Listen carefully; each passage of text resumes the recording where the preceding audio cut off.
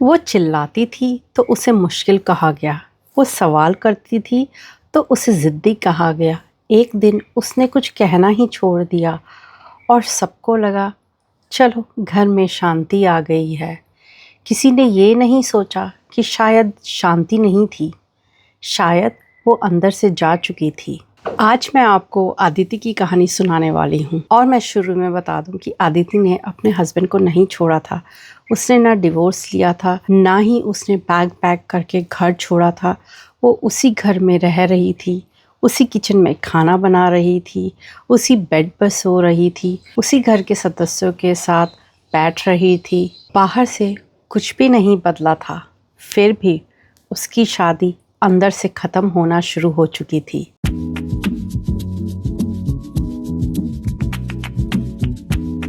और सबसे सरप्राइजिंग बात यह है कि उसके हस्बैंड को लगा था अब मैरिज पहले से बहुत ज़्यादा अच्छी हो गई है। आदिति ने लड़ना बंद कर दिया था, लेकिन उसे ये नहीं पता था कि जिस दिन औरत ये कहना शुरू कर दे इट्स ओके, कभी कभी उसी दिन से चीज़ें ओके होना बंद हो जाती हैं। शादी को लगभग 18 साल हो चुके थे। पहले उनकी मैरिज ऐसी नहीं थी। वो इकट्ठे बाहर जाते थे, वीकेंड पे प्लान बनाते थे, मूवीज़ देखने साथ जाते थे और एक दूसरे के साथ बहुत खुश थे। लेकिन फिर लाइफ बीच में आ गई। Jobs, kids, school, parents, bills, responsibilities और पता ही नहीं चला कि कब हस्बैंड वाइफ का रिलेशनशिप टीम मैनेजमेंट बन गया। अदिति की कोई ज़्यादा बड़ी प्रॉब्लम नहीं थी, वो बस थोड़ी थोड़ी बातों से हर्ट होना शुरू हो गई थी, जो रिपीटेटिवली होती थी। वो कुछ इंपॉर्टेंट बताती थी तो सामने से आधा अटेंशन मिलता था। वीकेंड पे कुछ फैमिली प्लान बनाती थी तो लास्ट मोमेंट पे कैंसिल हो जाता था। उसकी पसंद, उसकी फीलिंग, उसकी छोटी छोटी एक्सपेक्टेशंस बाद में के फोल्डर में जाके बंद होने लगी। आदिति पहले रिएक्ट करती थी, अपसेट होती थी, कभी कभी नाराज़ भी हो जाती थी और बात करना भी बंद कर देती थी। लेकिन उसे हर बार यही सुनने को मिलता था, तुम हर चीज़ को इतना सीरियसली क्यों ले लेती हो। धीरे धीरे आदिति को सेल्फ डाउट होने लगा। उसको लगा शायद मुझ में ही कोई कमी है, शायद मैं ही ज़्यादा सेंसिटिव हूँ, और या फिर शायद मैं ही कुछ ज़्यादा एक्सपेक्ट कर रही हूँ, और शायद इतने साल बाद रिलेशनशिप ऐसे ही हो जाते हैं। यही सबसे ज़्यादा डेंजरस जगह होती है, जहाँ आप अपने हर्ट को अपनी प्रॉब्लम मानने लगते हैं। एक रात एक छोटी सी बात हुई। उस दिन अदिति अपने काम से जुड़ी एक अच्छी न्यूज़ शेयर करना चाहती थी। वो काफ़ी महीनों से एक प्रोजेक्ट पे काम कर रही थी और फाइनली उसे रिकग्निशन मिल रहा था। यह उसके लिए जेन्युइनली बहुत बड़ा मोमेंट था। लेकिन डाइनिंग टेबल पर उसकी कन्वर्सेशन अधूरी सुनी गई। कन्वर्सेशन किसी और डायरेक्शन में चला गया। किसी ने उसे जानबूझ के हर्ट नहीं किया था, बस उसका मोमेंट निकल गया। उस रात पहली बार आदिति ने कोई आर्ग्यूमेंट नहीं किया।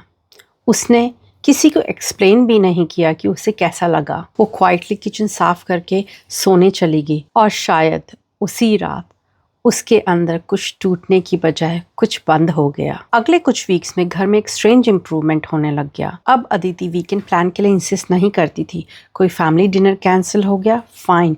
एनिवर्सरी पे कुछ स्पेशल नहीं हुआ, फाइन। उसकी बात बीच में काट दी गई, फाइन। किसी ने पूछा ही नहीं उसका दिन कैसा गया, फाइन। और घर में सबको लगा अदिति बहुत बदल गई है।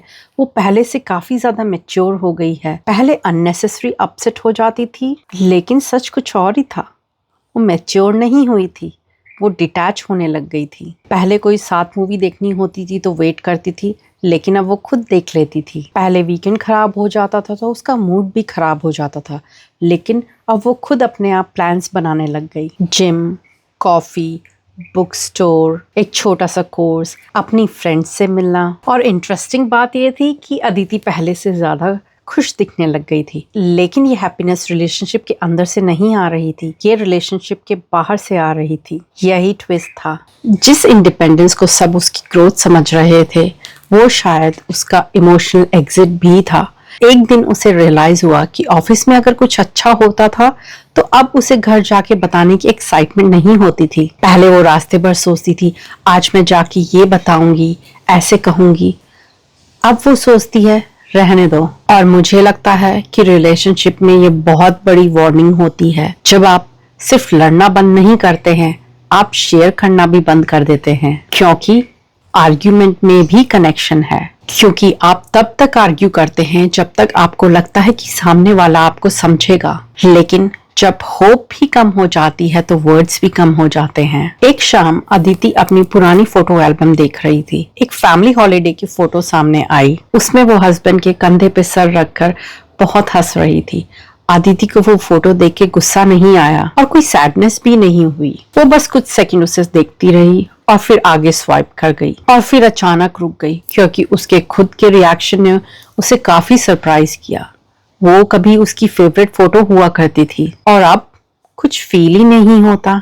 उसने अपने आप से पहली बार ये अनकंफर्टेबल सवाल पूछा, क्या मैं इस रिलेशनशिप में हूँ भी या सिर्फ इस घर में हूँ? और यही इस कहानी का सबसे पावरफुल पॉइंट है। कभी कभी रिलेशनशिप का एंड उस दिन नहीं होता जिस दिन इंसान घर छोड़ के चला जाता है। कभी कभी वो इमोशनली पहले ही जा चुका होता है। बॉडी वही रहती है, रूटीन वही रहता है, रिस्पॉन्सिबिलिटीज भी पूरी होती हैं, फैमिली फोटोज भी बनाई जाती हैं, लेकिन अंदर से कनेक्शन धीरे धीरे खत्म हो चुका होता है। और सबसे आयरॉनिक बात है कि इस स्टेज पर रिलेशनशिप सबसे पीसफुल दिखाई देता है। No fights, no drama, no complains. लेकिन कभी कभी साइलेंस पीस नहीं होती, साइलेंस रेजिग्नेशन होता है। अदिति ने कोई ओवरनाइट डिसीजन नहीं लिया था, उसने कोई डिवोर्स फाइल नहीं किया था। उसने पहली बार ऑनेस्टली अपनी मैरिज को देखना शुरू किया। क्या वो सच में जाना चाहती थी या वो इतनी हर्ट हो चुकी है कि उसने फील करना ही बंद कर दिया है?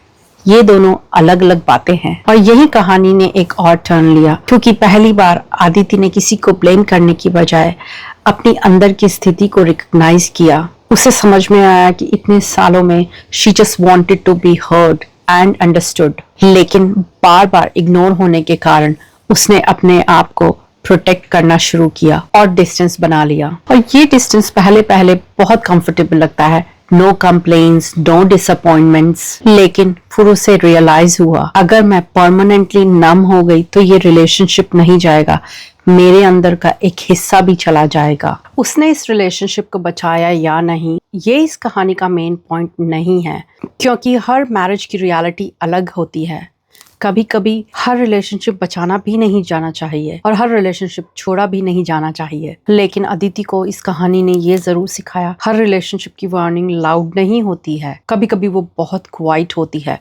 जब एक इंसान पूछना बंद कर दे, जब वो एक्सप्लेन करना बंद कर दे, जब वो कंप्लेन करना बंद कर दे और जब उसे फर्क पड़ना बंद हो जाए। हम कहते हैं पहले हर बात पे लड़ती थी, अब कितना पीस है, लेकिन शायद उस पीस को ध्यान से देखना चाहिए, क्योंकि हो सकता है वो पीस नहीं, वो इमोशनल डिस्टेंस है। और ये सिर्फ मैरिज में नहीं होता है, फ्रेंडशिप में भी होता है, पेरेंट्स और बच्चों के बीच में भी होता है, सिबलिंग्स में भी होता है और किसी भी क्लोज रिलेशनशिप में हो सकता है। हमारे लाउड आर्ग्यूमेंट्स ही रिलेशनशिप को डैमेज नहीं करते हैं, कभी कभी इग्नोर की गई छोटी छोटी फीलिंग्स ज़्यादा डैमेज करती हैं, क्योंकि इंसान एक बार हर्ट होने से नहीं बदलता है, वो बदलता है जब उसे बार बार लगे मेरी बात यहाँ पहुँच ही नहीं रही है, I am not been hurt, I have not been understood, और फिर वह एक दिन बोलना बंद कर देता है। इसीलिए आपकी लाइफ में कोई ऐसा इंसान है जो पहले बहुत बोलता था,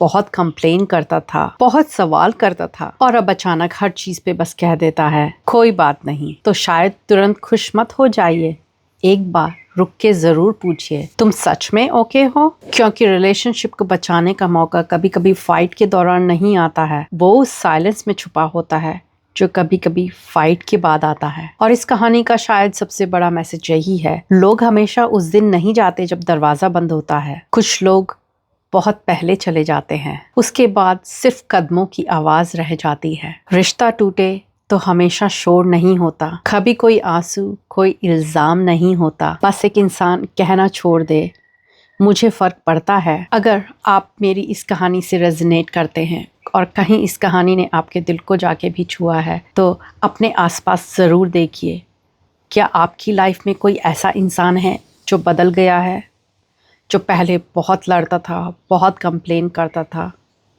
और अब वो बिल्कुल चुप हो गया है, उसने हर चीज़ पे I am fine, I am okay कहना शुरू कर दिया है। एक बार सोचिएगा ज़रूर ऐसा क्यों हुआ। और अगर आपको मेरी ये वीडियो अच्छी लगी है तो प्लीज़ लाइक कीजिए, अपनी फैमिली एंड फ्रेंड्स के साथ शेयर कीजिए। And for more positive and inspirational videos please subscribe to my channel.